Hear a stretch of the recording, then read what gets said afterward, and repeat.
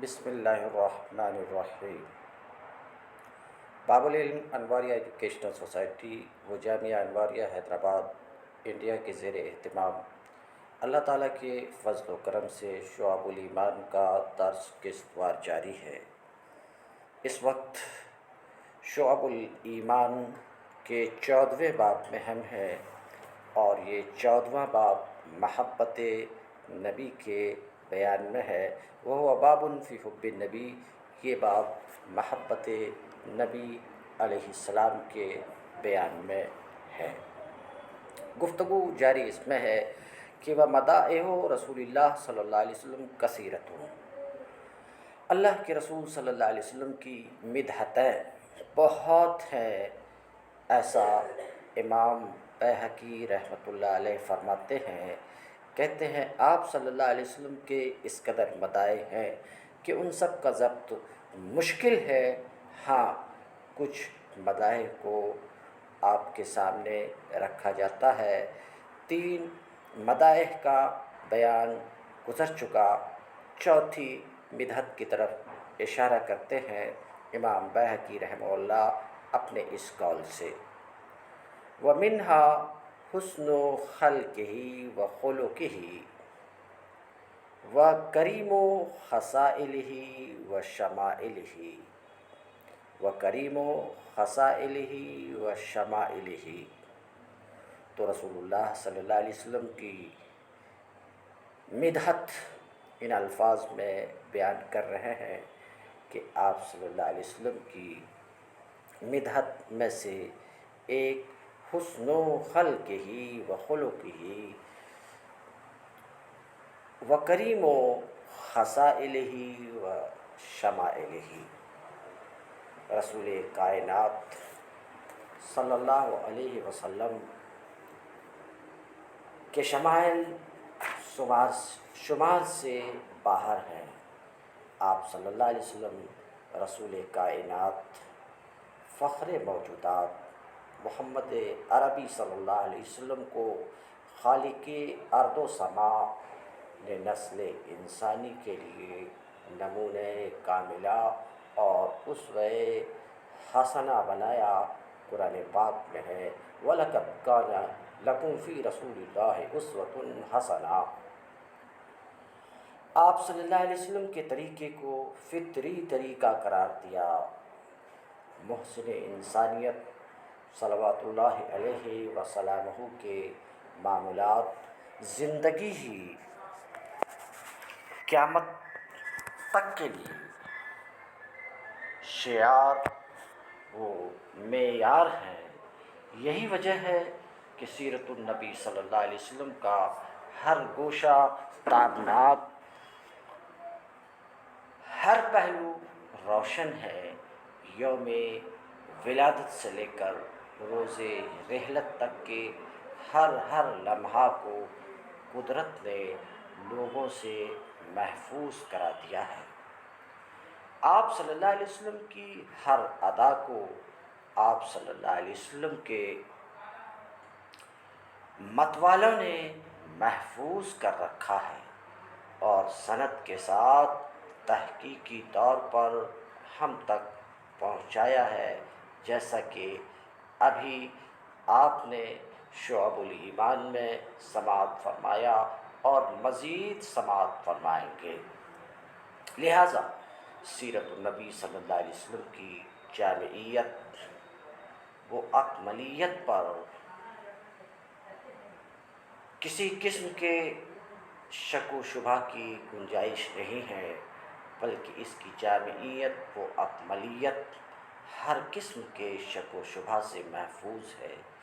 دنیائے انسانیت کسی بھی عظیم المرتبت بستی کے حالات زندگی، معمولات زندگی، انداز و اطوار، مزاج و رجحان، حرکات و سکنات، نشست و برخاست اور عادات و خیالات اتنے کامل و مدلل طریقے پر نہیں ہیں۔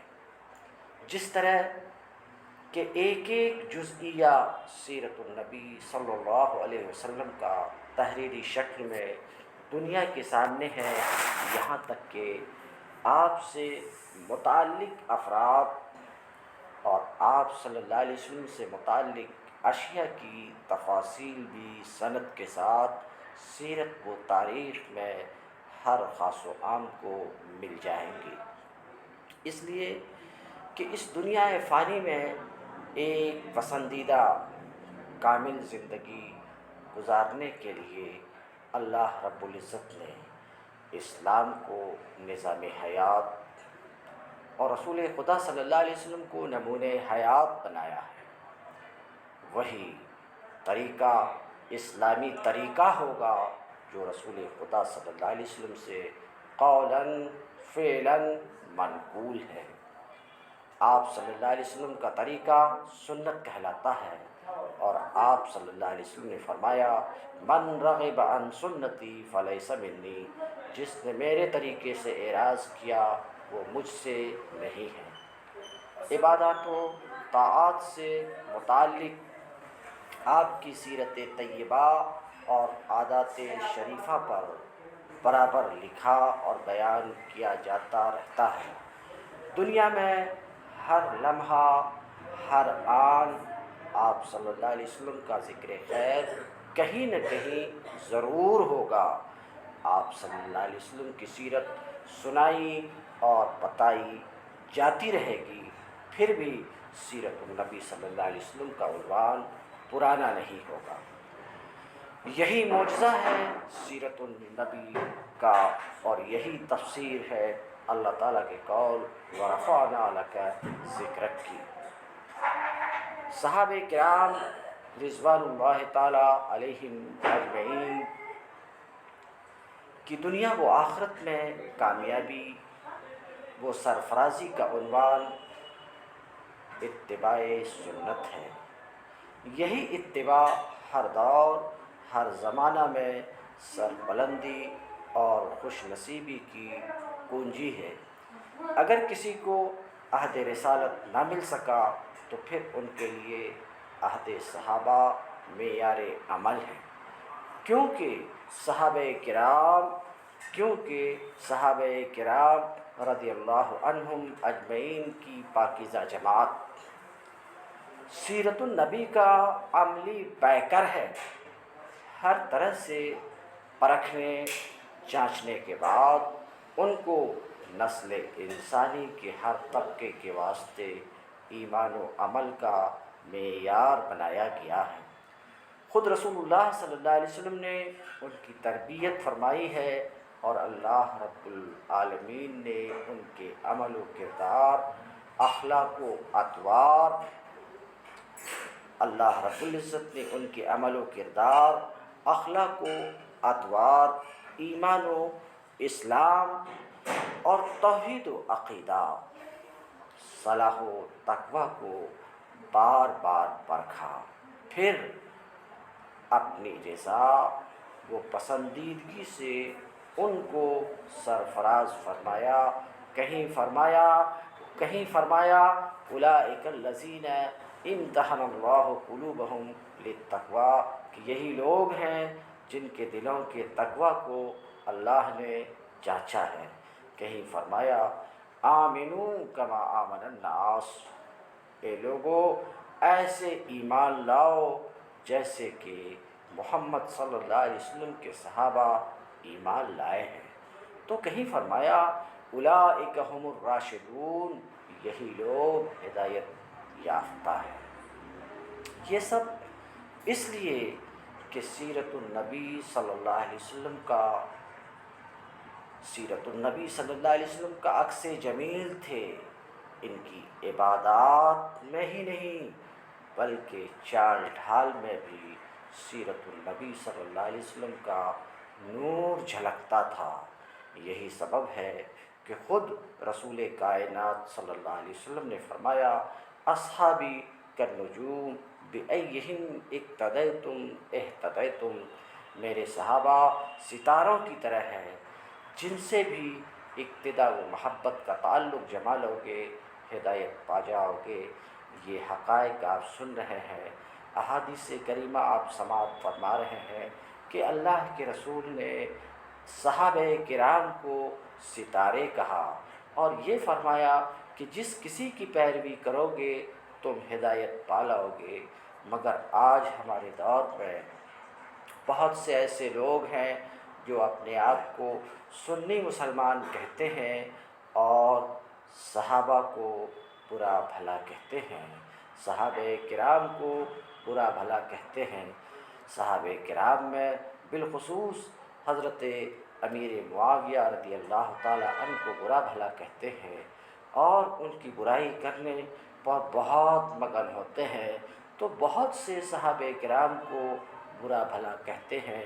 ظاہر سی بات ہے، حضرت امیر معاویہ جن کی شان بہت بلند ہے، بہت بلند ہے، رسول اللہ صلی اللہ علیہ وسلم سے جن کی قرابت بھی کافی مضبوط ہے، رسول اللہ صلی اللہ علیہ وسلم نے ان کو اپنا سیکریٹری بنایا، ایسے شخص پہ طعن و تشنیع کرنا فی الواقع یہ امیر معاویہ رضی اللہ تعالیٰ عنہ پہ طعن و تشنیع نہیں ہے، بلکہ رسول اللہ صلی اللہ علیہ وسلم پر طعن و تشنیع ہے، اسلام پر طعن و تشنیع ہے۔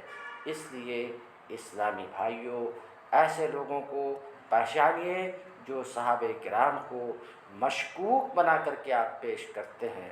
کون ایسا مسلمان ہے جو حضرت علی رضی اللہ تعالیٰ عنہ سے نفرت کرتا ہے؟ کوئی نہیں ہے، کوئی نہیں ہے۔ پھر حضرت علی رضی اللہ تعالیٰ عنہ کا آڑ لے کر حضرت امیر معاویہ کو برا بھلا اگر کوئی کہتا ہے تو وہ حضرت امیر معاویہ رضی اللہ تعالیٰ عنہ کو برا بھلا نہیں کہتا، بلکہ وہ اللہ کے رسول صلی اللہ علیہ وسلم کو برا بھلا کہتا ہے اور اسلام کو برا بھلا کہتا ہے۔ اس لیے ایسے لوگوں سے محتاط رہنے کی ضرورت ہے اور ایسے لوگوں کو پہچاننے کی ضرورت ہے۔ ہم حضرت امیر معاویہ سے بھی محبت کرتے ہیں، حضرت علی رضی اللہ تعالیٰ عنہ سے بھی محبت کرتے ہیں، حضرت حسنین کریمین سے بھی محبت کرتے ہیں، تمام صحابہ کرام سے محبت کرتے ہیں، اور ہماری محبت صحابہ سے اس لیے ہے کہ وہ اللہ کے رسول کے صحابہ ہیں۔ اللہ کے رسول نے خود ان کی تعریف کی ہے، قرآن نے اس کی تعریف کی ہے، جیسا کہ ابھی سماعت فرما چکے ہیں۔ اس لیے ہم صحابہ کی توہین اور تحقیر کو کسی بھی حال میں برداشت نہیں کر سکتے ہیں۔ بہرحال گفتگو یہ تھی کہ رسول اللہ صلی اللہ علیہ وسلم نے فرمایا اصحابی کالنجوم بأیہم اقتدیتم اہتدیتم، میرے صحابہ ستارے کی طرح ہیں، ان میں سے جن کی بھی اقتدا تم کرو گے، ان میں سے جن کی بھی پیروی کرو گے، ہدایت پا جاؤ گے۔ چونکہ صحرا جنگل میں سفر کرنے کے لیے، سمت معلوم کرنے کے لیے ستاروں کی رہنمائی حاصل کی جاتی ہے، اس لیے صحابہ کرام رضی اللہ عنہم اجمعین کو ستاروں سے تشبیہ دی گئی ہے کہ وہ نفوس قدسیہ شرک و کفر کے صحرا میں مینارِ ایمان ہیں، شرک و کفر کے جنگل میں مینارِ ایمان ہیں۔ صحابہ کرام رضی اللہ تعالی عنہ کے بیانات اور احادیث، ان کے ذکر کردہ احادیث کے بنا پر ہم عمل کرتے ہیں، ان کی بتائی ہوئی احادیث، ان کے ذریعے سے ہی ہم تک یہ بات پہنچی کہ نماز کا کیا طریقہ ہے، روزہ کا کیا طریقہ ہے، رسول اللہ صلی اللہ علیہ وسلم کا کیا طریقہ کار تھا۔ اب اگر یہ صحابہ کرام ہی مشکوک ہو جائے تو سب کچھ مشکوک ہو جائے گا۔ تو کچھ لوگ جو صحابہ کرام کو مشکوک بنانے کی کوشش کر رہے ہیں، بات صحابہ کرام تک محدود نہیں رہتی، بلکہ ان کے نشانے پر پورا دین ہے، پورا اسلام ہے، خود رسول اللہ صلی اللہ علیہ وسلم کی ذات ان کے نشانے پر ہے۔ اللہ کی پناہ ایسے لوگوں سے جو صحابہ کرام کو مشکوک اور بنانے کی کوشش کر رہے ہیں، ان کی تذلیل و تحقیر کرتے ہیں۔ بہرحال گفتگو نبی کریم صلی اللہ علیہ وسلم کے شمائل میں نبی کریم صلی اللہ علیہ وسلم کے شمائل میں گفتگو ہو رہی ہے تو سماعت فرمائیں۔ ولادت شریف اور حلیہ مبارک آپ صلی اللہ علیہ وسلم کا 12 ربیع الاول، ایک روایت کے مطابق 9 ربیع الاول عام الفیل کو آپ صلی اللہ علیہ وسلم شکم مادر سے تولد فرمایا۔ شمائل ترمذی میں حلیہ مبارک بیان کرنے کا سب سے مستند وہ جامع ذریعہ ہے جس کو امام ترمذی رحمۃ اللہ علیہ نے ذکر فرمایا ہے۔ آپ صلی اللہ علیہ وسلم میانہ قد، سرخی مائل، سفید گورا رنگ، سر اقدس پر سیاہ ہلکے گھنگریالے ریشم کی طرح ملائم انتہائی خوبصورت بال جو کبھی شانہ مبارک تک دراز ہوتے تھے، کبھی گردن تک اور کبھی کانوں کی لو تک رہتے تھے۔ رخ انور اتنا حسین کہ ماہ کامل کے مانند چمکتا تھا۔ سینہ مبارک چوڑا، کشادہ، جس میں اطہر، نہ دبلا نہ موٹا، انتہائی سڈول، چکنا، کہیں داغ دھبا نہیں۔ دونوں شانوں کے بیچ پشت مبارک پر مہر نبوت کبوتر کے انڈے کے برابر سرخی مائل ابھری کہ دیکھنے میں بے حد بھلی لگتی تھی۔ پیشانی کشادہ، بلند اور چمکدار، آبرو مبارک کماندار، غیر پیوستہ، دہن شریف کشادہ، ہونٹ یاقوتی، مسکراتے تو دندان مبارک موتی کے مانند چمکتے، دانتوں کے درمیان ہلکی ہلکی درازیں تھی، بولتے تو نور نکلتا تھا۔ سینہ پر بالوں کی ہلکی لکیر ناف تک تھی، باقی پیکر بالوں سے پاک تھا۔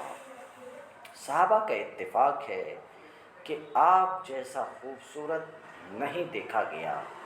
حضرت حسان بن ثابت رضی اللہ عنہ شاعر رسول صلی اللہ علیہ وسلم ہیں۔ وہ اپنے نعتیہ قصیدے میں نقشہ کھینچتے ہیں: وَأَحْسَنُ مِنْكَ لَمْ تَرَ قَطُّ عَيْنِي وَأَجْمَلُ مِنْكَ لَمْ تَلِدِ النِّسَاءُ خُلِقْتَ مُبَرِّئًا مِنْ كُلِّ عَيْبٍ كَأَنَّكَ خُلِقْتَ كَمَا تَشَاءُ۔ آپ صلی اللہ علیہ وسلم حسین میری آنکھوں نے کبھی نہیں دیکھا اور آپ سے زیادہ خوبصورت مرد کسی عورت نے نہیں جنا۔ آپ ہر قسم کے ظاہری و باطنی عیب سے پاک پیدا ہوئے، گویا آپ اپنی مرضی کے مطابق پیدا ہوئے ہیں۔ نہ کبھی آپ چیخ کر بات کرتے تھے، نہ کہا لگاتے تھے، نہ شور کرتے تھے، نہ چلا کر بولتے تھے، ہر لفظ واضح بولتے۔ جو مجمع سے مخاطب ہوتے تو 3 بار جملہ کو بالکل صاف صاف دہراتے تھے۔ انداز کلام باوقار، الفاظ میں حلاوت، شیرینی کہ بس سنتے رہنے کو دل مشتاق، لبوں پر ہمادم ہلکا سا تبسم جس سے لب مبارک اور رخ انور کا حسن بڑھ جاتا تھا۔ راہ چلتے تو رفتار ایسی ہوتی تھی گویا کسی بلند جگہ سے اتر رہے ہوں، نہ دائیں بائیں مڑ مڑ کر دیکھتے تھے، نہ گردن کو آسمان کی طرف اٹھا کر چلتے تھے۔ تواضع کی باوقار مردانہ خوددارانہ رفتار ہوتی، قدم مبارک کو پوری طرح رکھ کر چلتے تھے کہ نعلین شریفین کی آواز نہیں آتی تھی۔ ہاتھ اور قدم ریشم کی طرح ملائم گداز تھے، اور قدم پر گوشت۔ ذاتی معاملہ میں کبھی غصہ نہیں ہوتے تھے، اپنا کام خود کرنے میں تکلف نہ فرماتے تھے کہ کوئی مصافحہ کرتا تو اس کا ہاتھ نہیں چھوڑتے تھے جب تک کہ وہ الگ نہ کر لے، جس سے گفتگو فرماتے پوری طرح اس کی طرف متوجہ ہوتے، کوئی آپ سے بات کرتا تو پوری توجہ سے سماعت فرماتے تھے۔ پھر بھی ایسا روب تھا کہ صحابہ کو گفتگو کی ہمت نہ ہوتی تھی، ہر فرد یہی تصور کرتا تھا کہ مجھ کو ہی سب سے زیادہ چاہتے ہیں۔ دعوت و تبلیغ کا آغاز۔ تاج رسالت اور خلعت نبوت سے سرفراز ہونے کے بعد رحمت للعالمین خاتم النبیین صلی اللہ علیہ وسلم نے ایک ایسے سماج اور معاشرہ کو ایمان و توحید کی دعوت دی جو گلے گلے تک شرک و کفر کی دلدل میں گرفتار تھا، ضلالت و جہالت کی شکار تھی، انسانیت شرافت مفقود تھی، درندگی اور حیوانیت کا راج تھا، ہر طاقتور فرعون بنا ہوا تھا، قتل و غارت گری کی وبا ہر سو عام تھی، نہ عزت محفوظ نہ عصمت محفوظ، نہ عورتوں کا کوئی مقام نہ غریبوں کے لیے کوئی پناہ۔ شراب پانی کی طرح بہائی جاتی تھی، بے حیائی اپنے عروج پر تھی، روئے زمین پر وحدانیت حق کا کوئی تصور نہ تھا، خود غرضی مطلب پرستی کا دور دورہ تھا، چوری بدکاری اپنے عروج پر تھی، اور ظلم و ستم ناانصافی اپنے شباب پر تھی۔ خدائے واحد کی پرستش کی جگہ معبودان باطل کے سامنے پیشانیاں جھکتی تھیں، نفرت و عداوت کی زہریلی فضا انسان کو انسان سے دور کر چکی تھی، انسانیت آخری سانس لے رہی تھی، معاشرہ سے شرک کا تعفن اٹھ رہا تھا، کفر کی نجاست سے قلوب بدبودار ہو چکے تھے۔ اس دور کا انسان قرآن کریم کے مطابق جہنم کے کنارے کھڑا تھا، کنتم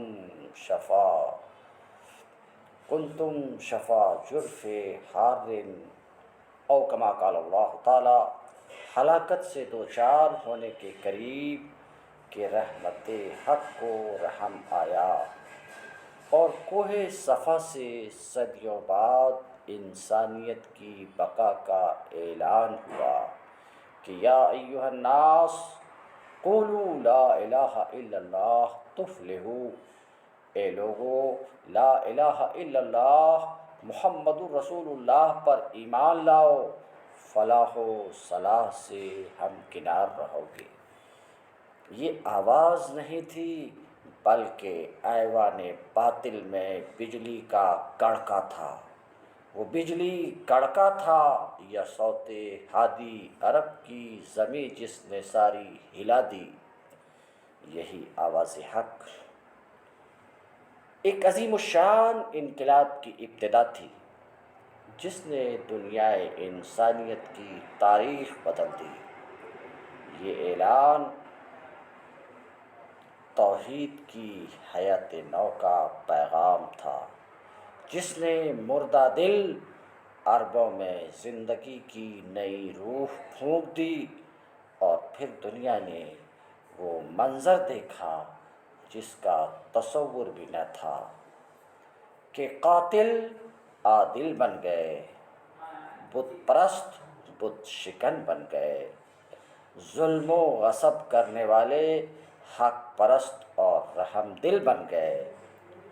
سینکڑوں معبودان باطل کے سامنے جھکنے والی پیشانیاں خدائے واحد کے سامنے سر نگوں ہو گئیں۔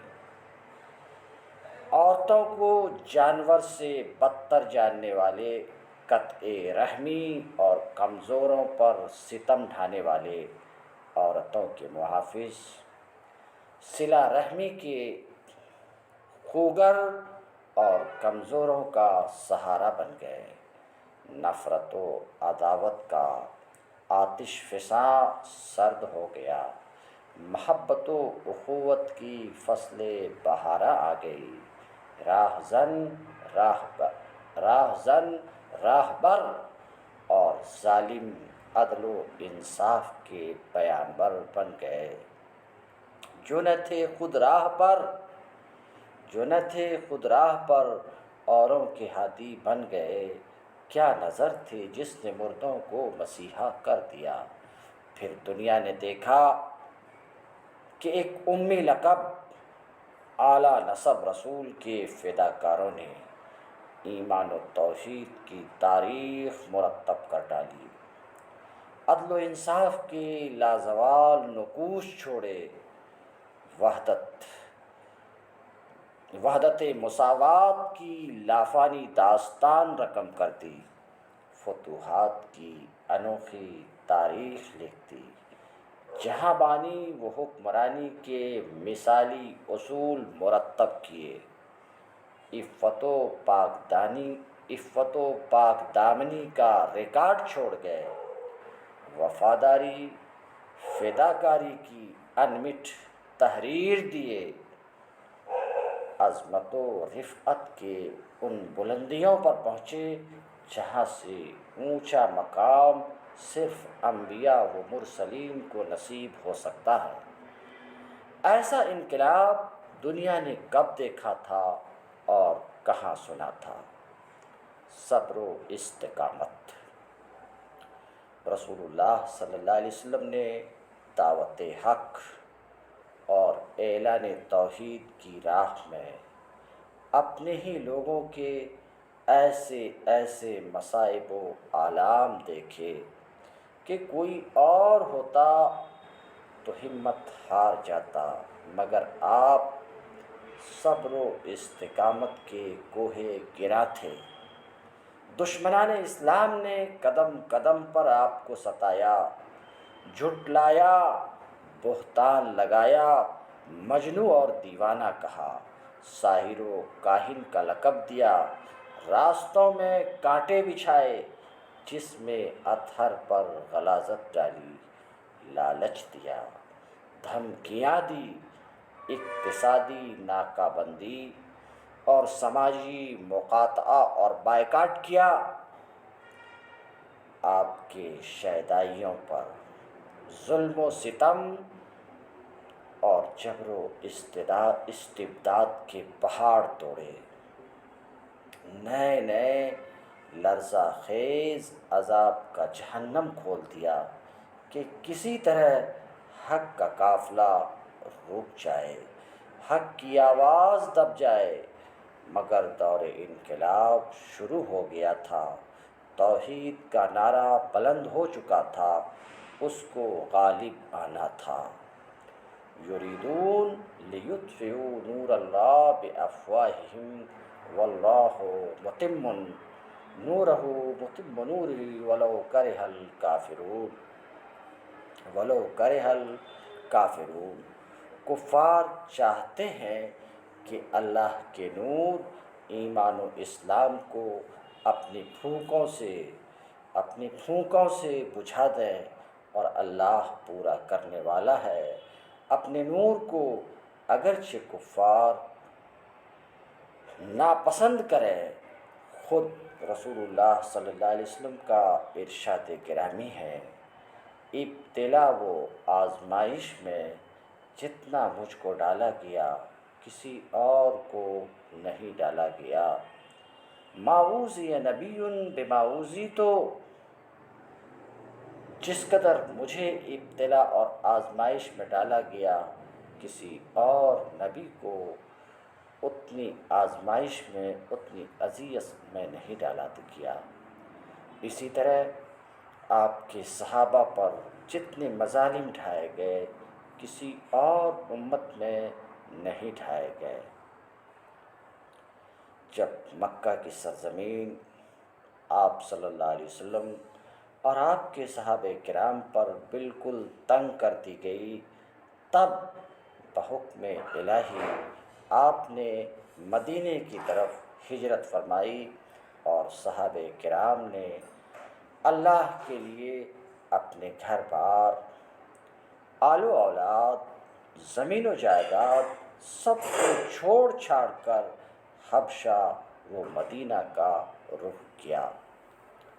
پہلی ہجرت صحابہ کے ایک گروہ نے حبشہ کی طرف کی تھی رسول اللہ صلی اللہ علیہ وسلم کے حکم سے۔ پھر جب آپ مدینہ تشریف لے گئے تو مدینہ اسلام کا مرکز بن گیا۔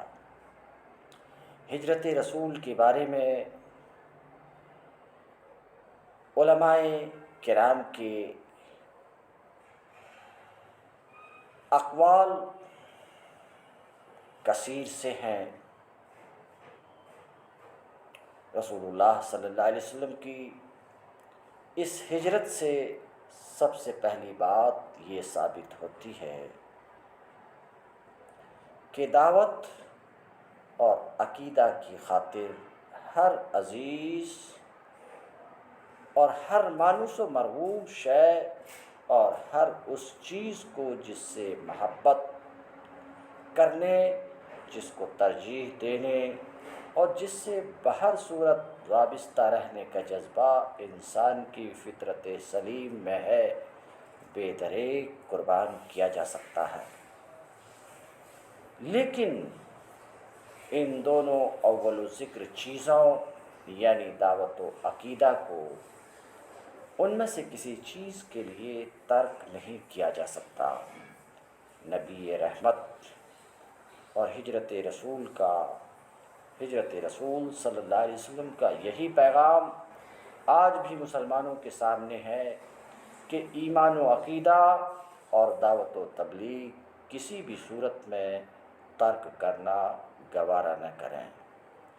یہی دونوں تمام دنیاوی و اخروی عزت و کامیابی کا سرچشمہ ہے۔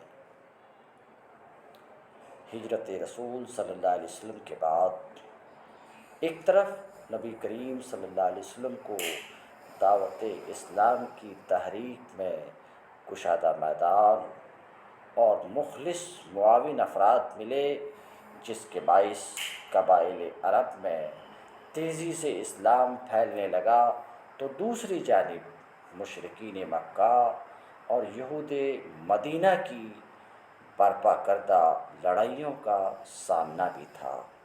مکہ میں مسلمان کمزور اور بے قوت و طاقت تھے، اس لیے ان کو صبر و استقامت کی تاکید و تلقین تھی۔ مدینہ میں مسلمانوں کو وسعت و قوت حاصل ہوئی اور اجتماعیت و مرکزیت نصیب ہوئی۔ اللہ تعالیٰ نے دشمنوں سے لڑنے اور ان کو منہ توڑ جواب دینے کی اجازت عطا فرمائی، اور غزوات و سرایہ کا سلسلہ شروع ہوا، غزوات وہ سرایہ کا سلسلہ شروع ہوا۔ جو اہم غزوات پیش آئے ہیں یہ ہیں: غزوہ بدر 2 ہجری میں مومنین و مشرکین مکہ کے درمیان میدان بدر میں سب سے پہلا غزوہ پیش آیا، جس میں رسول اللہ صلی اللہ علیہ وسلم کے سپہ سالاری میں 313 مجاہدین نے مشرکین کے 1000 ہتھیار بند لشکر کو شکست سے دوچار کیا، اور ابو جہل، شیبہ، عتبہ سمیت 70 سرداران قریش مارے گئے اور 70 گرفتار ہوئے۔ اس سے مسلمانوں کی دھاک قبائل عرب پر نقش ہو گئی۔ غزوہ احد 3 ہجری شوال میں یہ غزوہ ہوا۔ مسلمان 700 اور کفار 3000 تھے۔ غزوات ذات الرقاع پیش آیا، اسی میں آپ نے صلاۃ الخوف ادا فرمائی۔ غزوہ احزاب یعنی خندق سن 5 ہجری میں ہوا۔ مشرکین مکہ نے قبائل عرب کا متحد محاذ بنا کر حملہ کیا تھا۔ نبی کریم صلی اللہ علیہ وسلم نے حضرت سلمان فارسی کے مشورے سے مدینہ کے ارد گرد 6 کلومیٹر لمبی خندق کھدوائی تھی، اسی لیے اس کو غزوہ خندق بھی کہتے ہیں۔ غزوہ بنی مصطلق میں سن 6 ہجری میں ہوا۔ اس میں منافقین نے حضرت عائشہ صدیقہ پر تہمت لگائی تھی۔ صلح حدیبیہ بھی اسی ہجری میں ہوئی، جبکہ رسول اللہ صلی اللہ علیہ وسلم نے عمرہ کا ارادہ فرمایا تھا اور 1400 صحابہ کرام کے ساتھ روانہ ہوئے تھے کہ مشرکین مکہ نے حدیبیہ کے مقام پر روک دیا اور وہیں صلح ہوئی کہ آئندہ سال عمرہ کر سکتے ہیں، آئندہ سال عمرہ کر سکتے ہیں۔ غزوہ خیبر سن 7 ہجری میں پیش آیا۔ یہ یہودیوں سے آخری غزوہ تھا۔ اس سے قبل غزوہ بنو نذیر، غزوہ بنو قریظہ میں یہودیوں کو جلاوطن اور قتل کیا گیا تھا۔ غزوہ تبوک سن 9 ہجری میں پیش آیا۔ ہرقل سے مقابلہ تھا، دور کا سفر تھا، شام جانا تھا، گرمی کا زمانہ تھا، اس لیے خلاف عادت آپ نے اس غزوہ کا اعلان فرمایا۔ چندہ کی اپیل کی، صحابہ نے دل کھول کر چندہ دیا اور 30,000 کا عظیم الشان لشکر لے کر آپ تبوک روانہ ہوئے، مگر ہرقل بھاگ گیا اور آپ میں صحابہ واپس بخیریت مدینہ تشریف لائے۔ اس غزوے میں بھی بہت سے اہم واقعات پیش آئے، جن کی ایک ایک تفصیل سیرت کی کتابوں میں درج ہے۔ ان غزوات کے علاوہ بہت سے سرایہ صحابہ کرام کی سرکردگی میں مختلف مواقع پر روانہ فرمائے۔ فتح مکہ و غزوہ حنین سن 8 ہجری میں اسلامی تاریخ کا وہ واقعہ عینی فتح مکہ پیش آیا، جس سے کلی طور پر اسلام کو عرب میں غلبہ حاصل ہو گیا اور مشرکین کا سارا زور ٹوٹ گیا۔ فتح مکہ کے بعد واپسی میں غزوہ حنین پیش آیا، جس میں پہلی بار مسلمان تعداد میں 12,000 اور کفار طائف 4,000 تھے، ورنہ ہر غزوہ میں مسلمان کم اور دشمن کی تعداد 2 گنا 3 گنا بلکہ کئی گنا ہوتی تھی، 2 گنا 3 گنا کئی گنا ہوتی تھی۔ نبی کریم صلی اللہ علیہ وسلم امی تھے، پڑھنا لکھنا نہیں جانتے تھے۔ امی ہونا آپ صلی اللہ علیہ وسلم کا خصوصی امتیاز ہے اور آپ صلی اللہ علیہ وسلم کی رسالت و نبوت کی ایک واضح دلیل ہے کہ ایک امی لقب رسول نے دنیائے انسانیت کو ایسا کلام دیا جس کی فصاحت و بلاغت اور لذت و حلاوت کے سامنے فصحائے عرب سر نگو نظر آتے ہیں، اور قیامت تک دنیا اس کی نظیر پیش کرنے سے قاصر ہے۔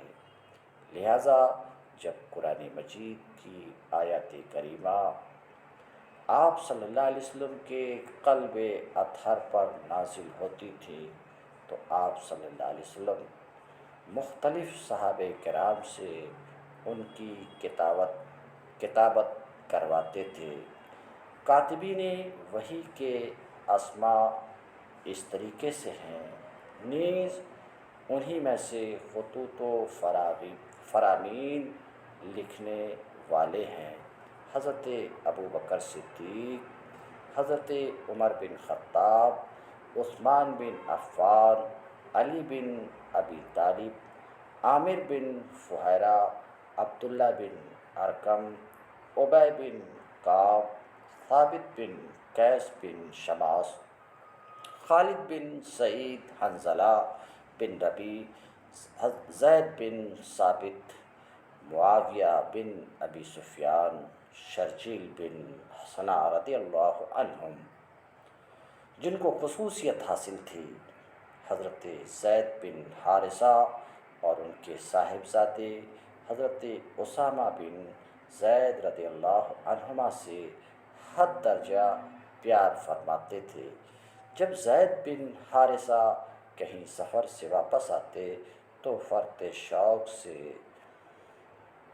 گلے لگا لیتے تھے، تیزی بڑھ کر گلے لگا لیتے تھے، حضرت اسامہ بن زید کی کسی بات کو رد نہیں کرتے تھے۔ یہ حب رسول سے مشہور تھے۔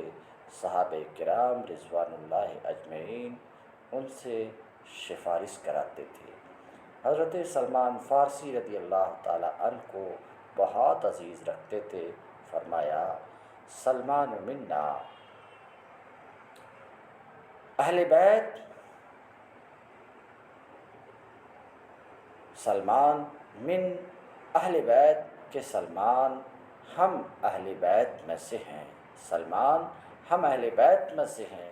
حضرت بلال اور حضرت عمار بن یاسر، حضرت ابو ذر غفاری، حضرت عبداللہ ابن مسعود رضی اللہ عنہم محبوبین مخصوصین میں شمار ہوتے تھے۔ ازواج مطہرات وفات کے وقت نبی کریم صلی اللہ علیہ وسلم کے نکاح میں کل 9 ازواج مطہرات تھیں۔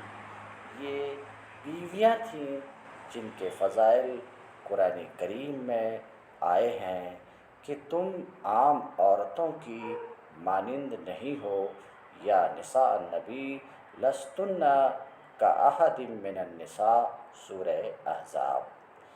یہ حرم نبی ہیں، ان کو دنیا کی تمام عورتوں میں خصوصی امتیاز و فضیلت حاصل ہے۔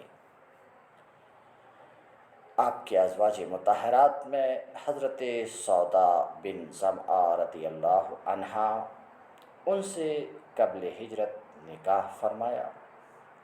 حضرت عائشہ بن ابی بکر رضی اللہ عنہا، ان سے بھی ہجرت سے قبل نکاح ہوا اور رخصتی مدینہ میں 1 ہجری میں ہوئی۔ حضرت حفصہ بن عمر رضی اللہ عنہا، ان سے شعبان 3 ہجری میں نکاح فرمایا۔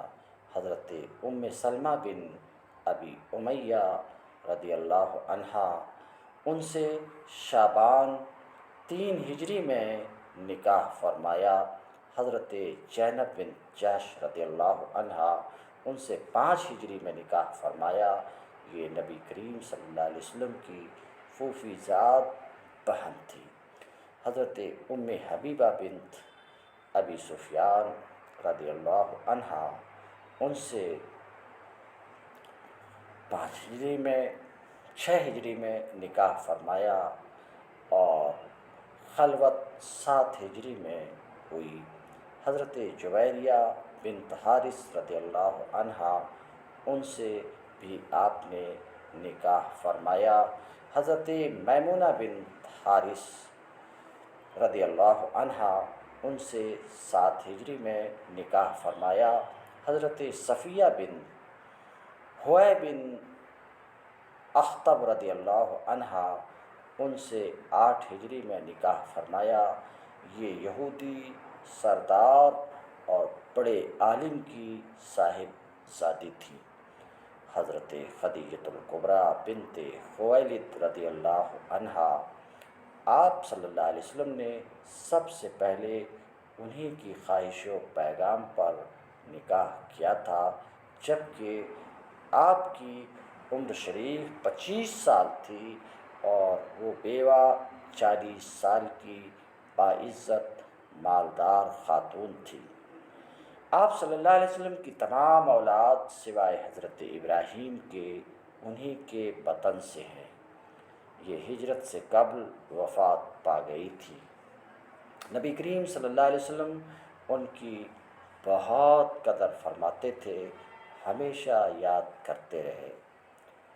آپ کی ازواج میں یاد فرماتے تھے۔ حضرت زینب بنت خزیمہ رضی اللہ عنہا، ان سے 3 ہجری میں نکاح فرمایا، مگر 2 یا 3 ماہ کے بعد یہ وفات پا گئی۔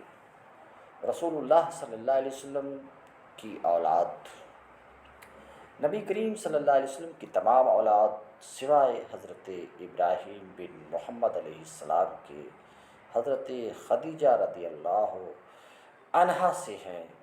حضرت زینب رضی اللہ عنہا، جن کا نکاح ابو العاص سے ہوا تھا۔ حضرت رقیہ رضی اللہ عنہا، حضرت ام کلثوم رضی اللہ عنہا، ان دونوں صاحبزادیوں کا نکاح حضرت عثمان غنی رضی اللہ عنہ سے ہوا، پہلے رقیہ سے، ان کی وفات کے بعد ام کلثوم سے۔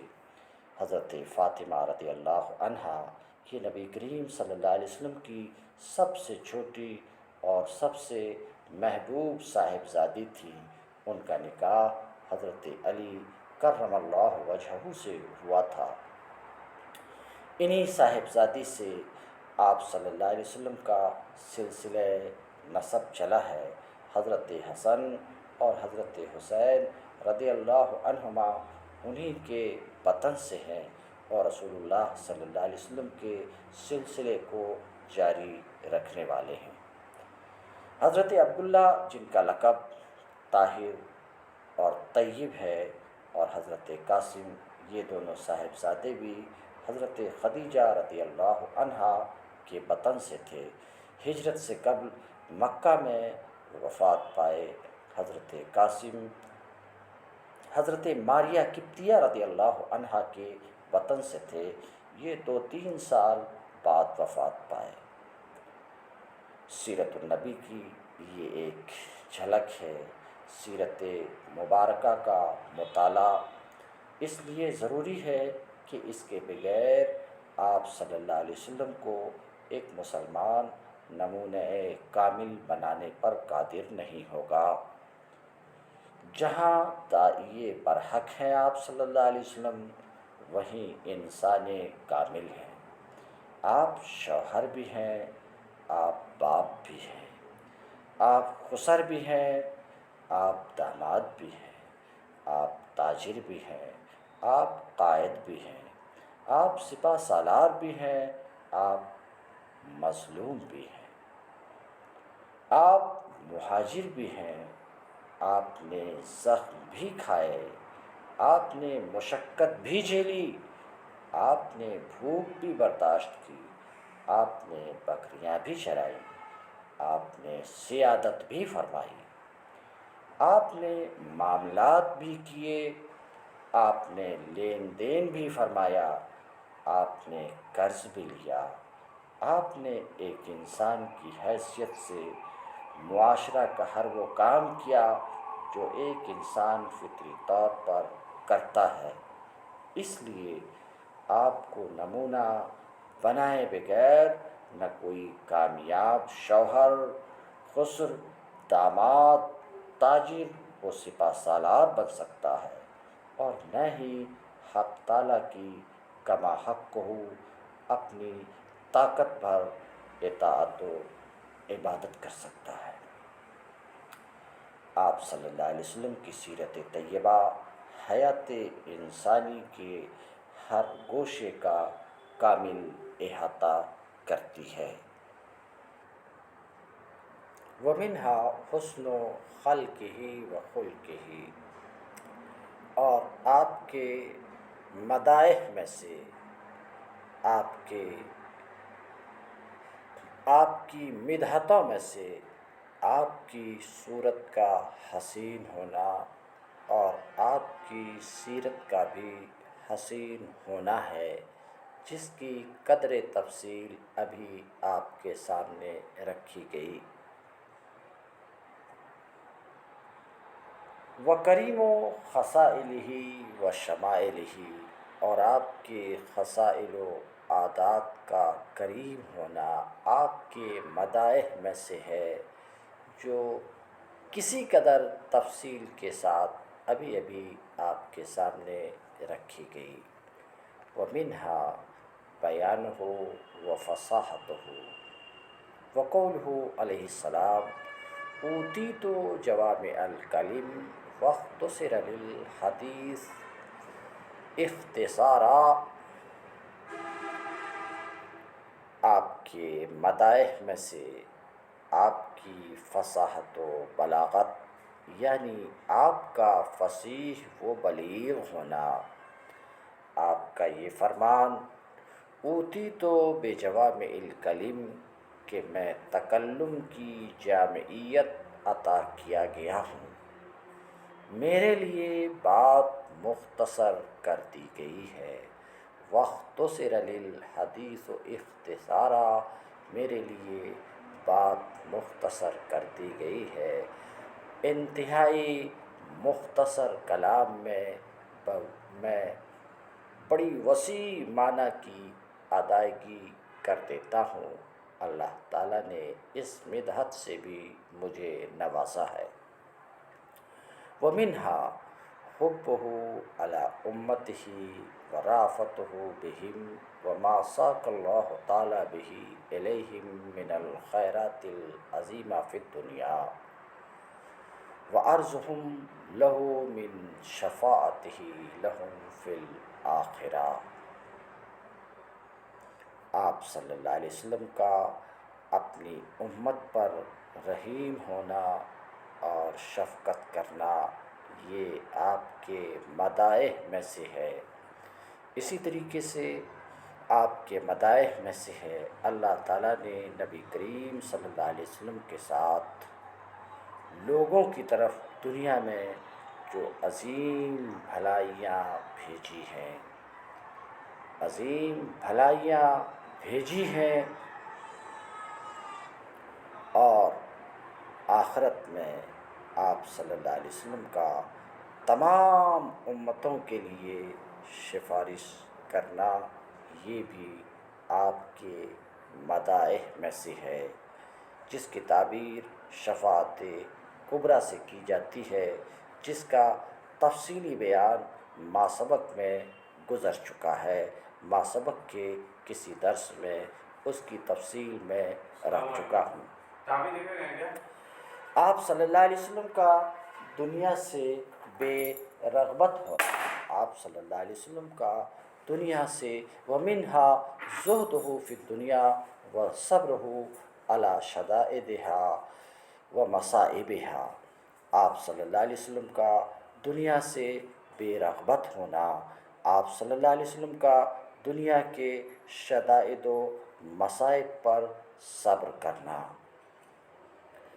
آپ کا سب سے بڑا مقام ہونا، آپ کا سب سے بڑا مقام ہونا۔ وَأَمَّا الْمَرْتَبَةُ الْعُظْمَىٰ وَهِيَ النُّبُوَّةُ وَالرِّسَالَةُ فَلَهُ فِيهَا مِنَ الْمَآثِرِ الرَّفِيعَةِ عُمُومُ رِسَالَتِهِ الثَّقَلَيْنِ وَشُمُولُهَا بَيْنَ الْخَافِقَيْنِ، وأنه خاتم النبيين وسيد المرسلين وأكرمهم في الدنيا علاما وأحمدهم في الآخرة مقاما، وذلك أنه أول من تنشق عنه الأرض وأول شافع ومشفع، وهو صاحب اللواء المحمود وصاحب الحوض المورود.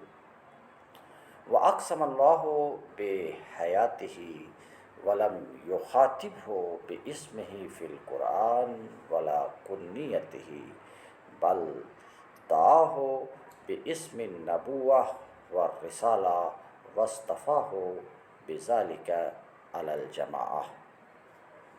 نبی کریم صلی اللہ علیہ وسلم کا مرتبہ عظمیٰ اور سب سے اونچا مقام اور سب سے اونچا منصب نبوت و رسالت ہے۔ آپ کا سب سے بلند مقام اور سب سے اونچا منصب نبوت و رسالت ہے۔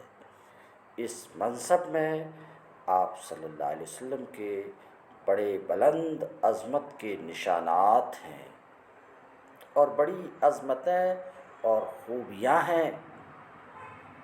ان میں سب سے بڑی خصوصیت اور سب سے بڑی عظمت آپ کی عالمگیر رسالت ہے۔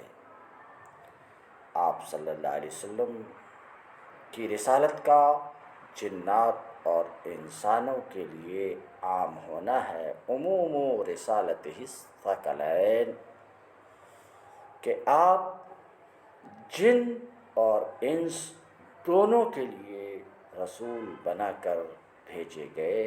وشمولها بین الخافقین، آپ کی نبوت و رسالت کا مشرق سے لے کر مغرب تک سب کے لیے شامل ہونا، یہ بھی آپ کی خصوصیت ہے، یہ بھی آپ کی عظمت ہے۔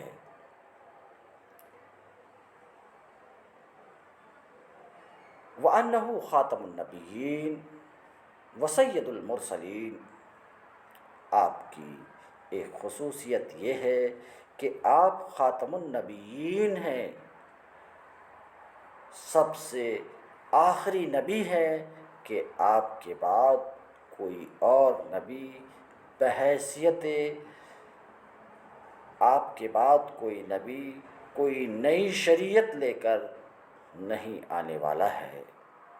آپ صلی اللہ علیہ وسلم کی ایک خصوصیت یہ ہے کہ آپ سید المرسلین ہیں وسید المرسلین، آپ صلی اللہ علیہ وسلم تمام انبیاء و رسل کے سردار ہیں۔ وَأَكْرَمُهُمْ فِي الدُّنْيَا عَلَامًا، آپ دنیا میں اپنی رفعت کے اعتبار سے سب رسولوں سے زیادہ عزت والے ہیں۔ اکرمہم فی الدنیا علاما واحمدہم فی الآخرۃ مقاما، آپ کی خصوصیات میں سے ایک خصوصیت یہ ہے کہ آپ آخرت میں اپنے مرتبہ کے اعتبار سے سب رسولوں سے زیادہ تعریف کے مستحق ہیں۔ وَذَلِكَ أَنَّهُ أَوَّلُ مَنْ تَنشَقُّ عَنْهُ الْأَرْضُ، آپ وہ ہیں کہ سب سے پہلے جن کے لیے زمین پھٹے گی اور آپ زمین سے باہر تشریف لائیں گے۔ وَأَوَّلُ شَافِعٍ وَمُشَفَّعٍ، آپ سب سے پہلے اللہ کی بارگاہ میں لوگوں کے لیے سفارش کرنے والے ہوں گے، سب سے پہلے لوگوں کے لیے سفارش کرنے والے ہوں گے۔ آپ کی سب سے پہلے سب امتوں کے لیے سفارش قبول ہوگی، مراد ہے شفاعت کبریٰ، جو آپ کی خصوصیت ہے۔ آپ صاحب لواء المحمود ہوں گے، آپ ہی صاحب حوض کوثر ہوں گے، جس پر پینے کے لیے سب لوگ آئیں گے۔ آپ کی زندگی اور بقا کی اللہ نے قسم کھائی ہے۔ وَأَقْسَمَ اللَّهُ بِحَيَاتِهِ، آپ کی زندگی اور بقا کی اللہ نے قسم کھائی ہے۔ اللہ تعالیٰ نے آپ کو قرآن مجید میں آپ کے نام کے ساتھ مخاطب نہیں فرمایا اور نہ ہی آپ کی کنیت کے ساتھ پکارا۔ اللہ تعالیٰ نے آپ کو آپ کی نبوت و رسالت کے نام کے ساتھ پکارا۔ بل دعاہ باسم النبوہ والرسالہ واصطفاہ بذالک علی الجماعہ، تمام انبیاء کو اللہ تعالیٰ نے ان کے ناموں کے ساتھ پکارا ہے اور آپ صلی اللہ علیہ وسلم کو نبوت و رسالت کے ساتھ پکارنے کے لیے تمام جماعتوں میں آپ کا انتخاب فرمایا۔ قال البیہقی رحمہ اللہ: وقد صنفت بتوفیق اللہ تعالی کتابا فی دلائل النبوہ ومعرفت احوال صاحب الرسالہ من وقت ولادتہ الی حال وفاتہ، وذکرت فیہ من الاخبار والآثار ما یکون بیانا لما اوردہ الحلیمی رحمہ اللہ الی آخرہ۔ امام بیہقی فرماتے ہیں، میں نے محض اللہ تعالیٰ کی توفیق کے ساتھ ایک کتاب تصنیف کی ہے جس کتاب کا نام دلائل النبوہ و معرفت و احوال صاحب الرسالہ من وقت ولادتہ الی حال وفاتہ صلی اللہ علیہ وسلم، نبوت کے دلائل اور صاحب رسالت کی پیدائش سے وفات تک آپ کے حالات کی معرفت۔ میں نے اس کتاب میں وہ اخبار و آثار ذکر کیے ہیں جن کے اندر ان تمام امور کا بیان ہے جن کو شیخ حلیمی نے بیان کیا ہے۔ ان تمام امور کا یہاں پر بیان کرنا کتاب کی طوالت کا باعث ہے، لہٰذا میں نے اس کتاب میں ان امور کی طرف ہر فصل میں صرف اشارہ کر دینے پر اکتفا کیا ہے، جس سے مقصود و مطلوب واضح ہو جاتا ہے۔ وآخر دعوانا ان الحمد للہ رب العالمین۔